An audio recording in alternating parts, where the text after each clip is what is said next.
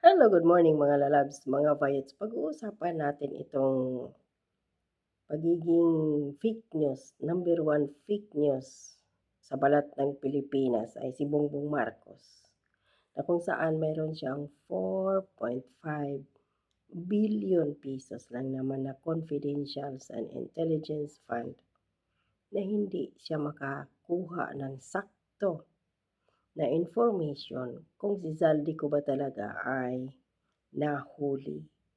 So ngayon nagbabase lang siya dito sa kung ano-ano ang mga pinifeed sa kanya ng kanyang mga alipores na nagmukha po siyang tanga, presidenteng naturingan, fake news peddler ang putang inang gagong Bongbong. Tapos ngayon dumistansya sila, biglang kambyo si Clariring.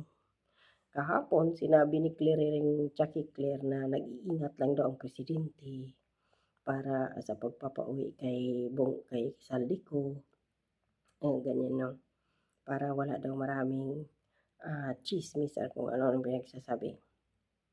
So ngayon, bago tayo doon sa pag-iwas ng presidente ngayon ng Malacanang, dito muna tayo. So matapos nung April 16 na nag-anunsyo si Bongbong Marcos na nahuli si Zaldico, so pinabulaanan yun, 'di ba may vlog na ako dito about doon sa sinabi ng Abante News. Tapos nagsalita din ng Department of Foreign Affairs na wala din balita sila na nahuli si Zaldico sa Czech Republic. At saka yung taga Czech Republic mismo, wala din. Ngayon, April 24, 8:26 a.m. Sinabi dito ng Department of Justice has clarified that former Ako Bicol Party List Representative Zaldico has not been arrested in Prague. A striking clarification following President Bongbong Marcos' announcement of his arrest. So nakakahiya, di ba? Na isang presidente ng Pilipinas, isang tanga at bangag na kung saan hindi alam ang mga pinagsasabi na may 4.5 billion, ulitin ko, na confidential and intelligence fund and yet wala siyang nakuhang proper information at nag-anunsyo na siya sa kanyang Facebook page. So ayon pa dito sa Department of Justice in an ambush interview, DOJ spokesperson Attorney Polo Martinez said who was not arrested and that Philippine government officials have yet to see him. We have to be careful with the nomenclature. He's not arrested, Martinez said, according to a report published by the Daily Tribune. When Zaldico was found in the Czech Republic, their government notified the Philippines. A group of top officials, including Justice Secretary Frederick Vida, traveled to Prague earlier this week to process Co's return to the Philippines. However, Martinez said the fugitive former lawmaker who has been paano siya nagiging fugitive? Pumunta siya doon sa ibang bansa para magpagamot at sinabihan siya. Di ba ayon kay Saldico, sinabihan siya ni Martin Romualdez, tinawagan siya. Utos ng presidente na huwag ka na munang umuwi sa Pilipinas. Kami na bahala. Tapos ngayon, pinapalabas ng administrasyon ni Bongbong Marcos na fugitive. Takas, iskapo, si Zaldico. Ito na nga ba to save their ass. So ngayon, si Zaldico ang fugitive. Samantalang tatlo sila, no, Bongbong Marcos, Martin Romualdez at Zaldico ang magkasabwat sa kung paano nila limasin ang kaban ng bayan sa 2025 national budget. So ayun pa dito, the government is sure that Czech Republic is keeping him in very human condition. So ano na tayo dito mga loves, mga bayot. Malinaw na hindi siya nahuli. So dito tayo ngayon kay Chaka Claire sa kanilang paglihis sa issue ngayon, pagdistansya. So ayon dito kay Chaka Claire Castro, iginiit na walang sinabi si Bongbong Marcos na naaresto si Zaldico. Ang sabi lamang umano'y nahuli. Ano pala yung nahuli at naaresto? Hindi ba yun iisa? Magkaiba lang ng lingwahe. Naaresto is English, aresto, nahuli. Diyos ko po. Ano pa talaga sila? Lulusot pa eh. Sinabi po yun ni Bongbong Marcos noong April 16 at nakapost yun noon sa kanyang Facebook page account. At ngayon tiningnan ko kanina, wala na doon. May pa breaking news pa nga, di ba? Na nahuli si Zaldico.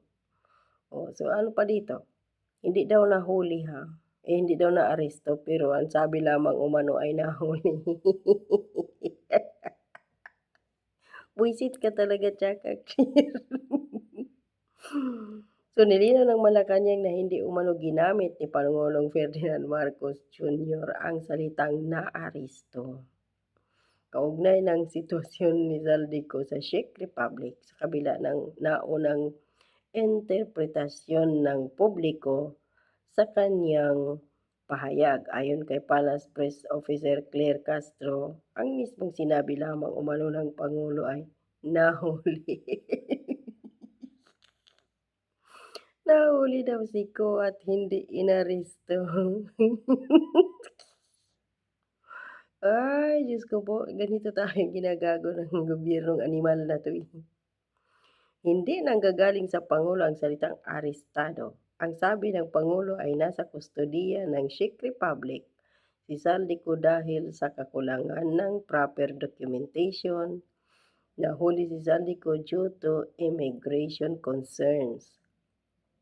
Paliwanag ni Castro, iginiit pa ni Castro na walang contradiction sa pagitan ng pahayag ng Pangulo at ng Department of Justice, no. So, hindi daw nahuli pero hindi daw naaresto pero nahuli. Buwisit talaga 'to si Chaka Clear, eh. So malinaw daw ang sinabi ng Pangulo at ni SOG, walang anumang kontradiksyon, ani Castro. So walang kontradiksyon ha. Ay, naku po. So na-identified si Ko, one of the alleged mastermind daw sa flood control projects. Wow. Si Ko ngayon ang mastermind sa flood control projects. Presidente ba si Zaldico? Kasi itong pinapalabas nila ngayon, who has been identified as one of the alleged masterminds in the flood control corruption scandal for his tenure as chair of the House Appropriation Committee. The post he held from 2022 until his removal in January 2025. Hindi po si Zaldico ang mastermind or isa siya sa mastermind. Tulay po si Zaldico sa pagnanakaw. Ang totoong mastermind sa pagnanakaw sa flood control projects ay si Bongbong Marcos dahil siya yung final and signatory ng budget. At tandaan natin yung sinabi ni VP Sara. 2 katao lang din ang may hawak sa kaban ng bayan, Martin Romualdez at Zaldico. Magawa ba ni Zaldico yun kung hindi siya inuutosan ng kanyang speaker na si Martin Romualdez? Tauhan lang din ni Martin Romualdez si Zaldico. So, inutosan siya, ganito, kamkamin mo yan, ganito, mag-insert ka dyan ng mga budget sa ganito. Gagawin yun ni Zaldico pero may commission siya doon. Mayroon din siyang hati diyan. Hindi lang si Zaldico So, 3 yun sila. Magkasabwat si Zaldico at si Martin Romualdez at ang kanilang pinuno at pinakaulo sa lahat ng pagnanakaw sa kaban ng bayan, walang iba kundi si Bongbong Marcos na ngayon ay fake news pa. Hindi lang kawatan si Bongbong Marcos, hindi lang din siya Adictus Benedictus, kundi kawatan pa. Dinidinay lahat pati ang kanyang kalusugan. Ayaw magpa-hair follicle drug test at ayaw sundin nung una ang tawag dito, ang Supreme Court. Pero kahuli, tutugon na daw. Ewan ko lang.